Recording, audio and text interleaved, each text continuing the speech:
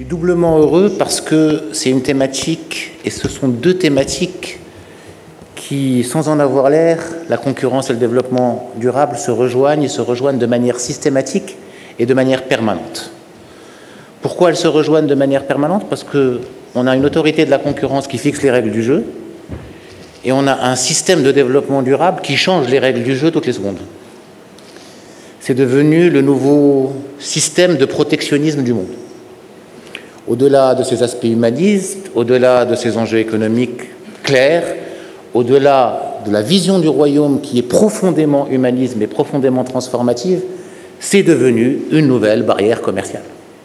Il ne faut pas qu'on se trompe. Il ne faut pas qu'on se trompe dans le jeu. Aujourd'hui, tout ce qui est mis en place en matière de barrières environnementales, tout ce qui est mis en place en matière de soutien à l'inflation, que ce soit dans de grandes puissances ou ailleurs, c'est fait pour éliminer des concurrents, et particulièrement la Chine, et accessoirement l'Inde. On ne va pas se mentir, c'est ça l'enjeu. Il y a une guerre commerciale entre les pays occidentaux d'une manière générale et les pays asiatiques d'une manière générale, pas tous, parce que le sud-est asiatique est plus ou moins partie intégrante de ce monde occidental, et cette guerre se manifeste par une guerre basée, commerciale et économique, par une guerre basée sur une multitude de barrières, ces barrières étant, une des barrières étant la barrière environnementale. C'est évident, c'est visible, et il ne faut pas qu'on soit, après avoir été les naïfs de la mondialisation, devenir les nouveaux naïfs de la fragmentation. Cette fragmentation, qui se veut d'abord géopolitique avant d'être environnementale, nécessite des outils d'accompagnement agiles, des autorités de régulation visionnaires, portées par des responsables qui comprennent la profondeur des enjeux. Les enjeux pour nous au Maroc sont très simples. On a une vision durable depuis plus de 30-40 ans, même depuis des siècles, puisqu'on a toujours manqué d'eau. On a une vision claire, on n'a pas eu des ressources abondantes, que ce soit des ressources hydriques ou des ressources énergétiques. Donc il a bien fallu qu'on s'inscrive dans une trajectoire de durabilité. C'était ça ou rien. Notre développement ne peut se faire que de manière durable, ou ne se fera pas. Donc notre trajectoire et notre vision est tracée, claire, conséquente, et on a pris profondément, de manière constante, le choix définitif de s'inscrire dans une trajectoire de durabilité. Si on avait des hydrocarbures, ça aurait été différent. Si on avait des ressources en eau de manière abondante, ça aurait été différent. Mais on est dans une situation où on n'a pas d'autre choix que la durabilité. Et donc, on a fait les investissements qu'il fallait, des investissements lourds, des sacrifices profonds, que ce soit dans la gestion de la ressource hydrique ou dans la préemption des énergies renouvelables. On a fait des investissements très lourds au niveau des énergies renouvelables à l'époque où ils étaient encore extrêmement chers. Mais ça nous a permis de nous mettre sur la carte. Ça nous a permis de cartographier notre potentiel solaire, notre potentiel énergétique. Ça nous a permis d'être en position aujourd'hui d'attirer bon nombre d'investissements et de devenir et de se positionner en tant que zone pour la sécurité énergétique mondiale, ce qui n'est pas rien. Donc notre positionnement est simple, est clair, constant. C'est une vision royale qui est portée depuis avant l'accession de Sa Majesté au trône et qui est constamment renouvelée et développée et enrichie. C'est une constante pour le Maroc. Alors, comment faire pour matcher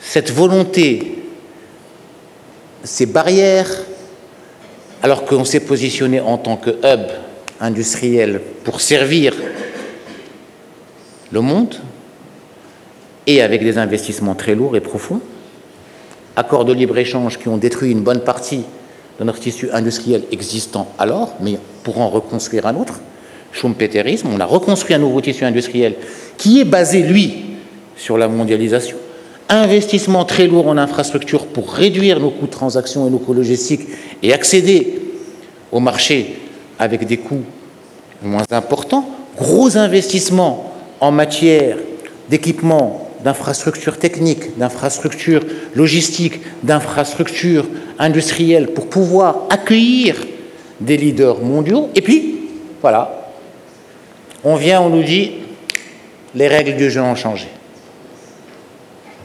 C'est fini, maintenant ça ne fonctionne plus comme ça. Maintenant, vous devez montrer patte verte. Heureusement que ça nous convient. C'est une bonne nouvelle pour nous, parce que nos compétiteurs ont moins de potentiel, ont moins de possibilités de faire cette transition, ce verdissement que nous. On a de la chance d'avoir d'abord une vision, d'être préparé et d'avoir un potentiel solaire et éolien de niveau mondial. Ce qui nous facilite un peu la tâche et ce qui nous permet d'avoir une énergie, si on l'exploite de manière correcte, si on la transporte de manière fluide, accessible pour notre outil de production actuel et futur. Et la bonne nouvelle, c'est qu'elle va être moins chère que l'énergie carbonée. Et toutes les simulations laissent à penser que nous pouvons fournir de l'énergie à tous nos industriels et à tous nos ménages à un prix 20 à 30% moins cher que le prix actuel de l'électricité, par exemple, que nous fournissons à nos industriels et à nos ménages. Si tant est que nous réussissions à valoriser ce potentiel. Alors c'est une bonne nouvelle. Ces règles du jeu ont changé en notre faveur. Ce qui est moins bon comme nouvelle, c'est la prédictibilité du modèle des échanges. C'est qu'aujourd'hui, nous avons affaire à des modèles et des relations économiques et commerciales qui sont en mouvement.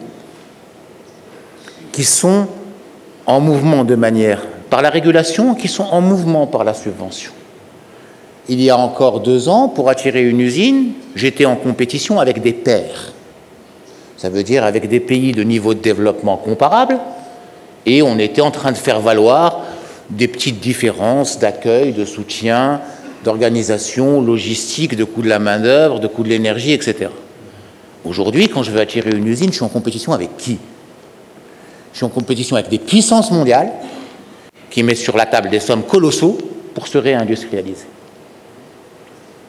Est-ce que c'est ça la concurrence entre les pays? Est-ce que c'est ça la libre concurrence entre les pays? Est-ce que c'est ça la nouvelle mondialisation? Est-ce que c'est ça la fragmentation? Est-ce que c'est la conséquence de ces barrières, ces nouvelles barrières commerciales? Je vais aller plus loin.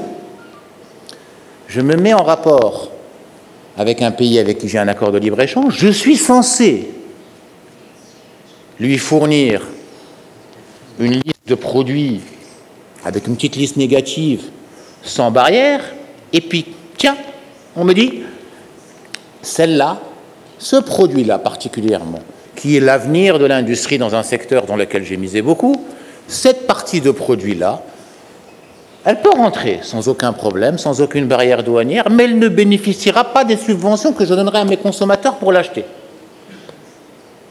Ah bon? Ah bon? Et alors demain, on décidera quoi? Sur la base de quels critères? Et nous, aujourd'hui, on est en train de créer nos règles du jeu, de les recréer, de les réinventer, en essayant de comprendre ces tendances. Elles ne sont pas lourdes.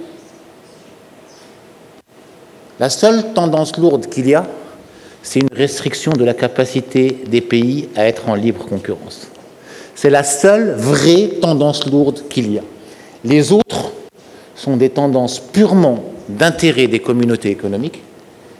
Et en tant que régulateur, et je parle là aux régulateurs de notre pays, le seul devoir que nous avons, c'est d'être agile. C'est de changer rapidement les règles. C'est de veiller à ne pas donner trop de responsabilités, trop de devoirs à nos entreprises face à des économies qui sont de plus en plus protectionnistes, de plus en plus agressives. Si aujourd'hui, et on me le demande à corps et à cri, je vais voir mes entreprises et je leur dis, allez, on va vous imposer la responsabilité élargie du producteur, du pollueur. C'est un mot extrêmement important, c'est une volonté extrêmement lourde, c'est normal qu'on fasse payer le pollueur pour le faire, pour le transformer. Vous avez parlé de greenwashing. Il y a du green dumping aujourd'hui. Et comment je définis mon pollueur? Il est défini par des standards que parfois je ne maîtrise pas. Et il est défini de manière protectionniste sur des pays qui sont en train de mener une guerre commerciale dans laquelle je suis en train d'essayer de naviguer. Moi, je n'ai qu'une seule recommandation pour mes entreprises et les entreprises de mon tissu industriel. Ça vous coûte moins cher d'investir dans ce qui est durable. Vous êtes plus compétitif. On va faire en sorte que vous soyez vert et compétitif, et on va faire en sorte que vous soyez parmi les plus compétitifs au monde. Parce que tout l'enjeu,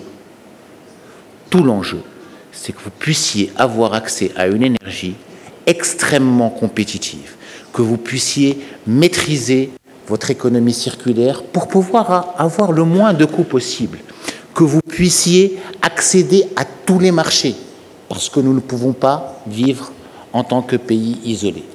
Et tout ce que je demande aux régulateurs, c'est de bien vouloir nous accompagner, comme l'a si bien dit Monsieur le Président, avec bienveillance, pour pouvoir nous permettre d'accompagner cette transition de nos entreprises qui est à leur portée, qui est en train d'être menée avec un soutien de l'État, même s'ils n'en ont pas forcément besoin, et qui va encore permettre à notre pays, dans cette nouvelle fragmentation, de franchir un nouveau palier que nous sommes en train de construire ensemble. Et merci.